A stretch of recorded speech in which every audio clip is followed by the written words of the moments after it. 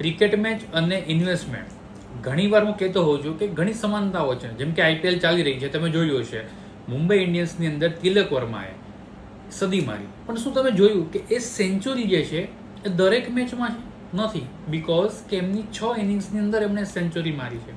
બાકીના ઇનિંગ્સની અંદર એ કદાચ ઘણા ઓછા રન કર્યા હશે, તો એમની એવરેજ શું છે? ઘણી ઓછી.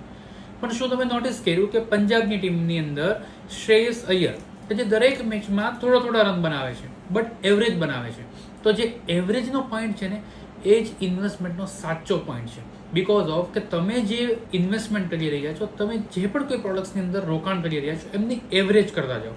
દરેક પ્રોડક્ટ્સની અંદર તમે જે રોકાણ કરી રહ્યા છો એમને તમારી દર મહિને અથવા તો દર ક્વાર્ટરલી દર વર્ષે એને વધારતા જાઓ, અને એ જ એવરેજ એક સમયે એક સારું એવું પરફોર્મન્સ લઈને આપશે. કન્સિસ્ટન્ટ પરફોર્મન્સથી મેચ જીતવાના ચાન્સીસ વધી જાય છે, એમ તમારા કન્સિસ્ટન્ટ ઇન્વેસ્ટમેન્ટથી તમારા ગોલને, તમારા સપનાઓને પૂરા કરવા માટેનું જે ફંડ છે એ પણ ઘણું વધી જાય છે.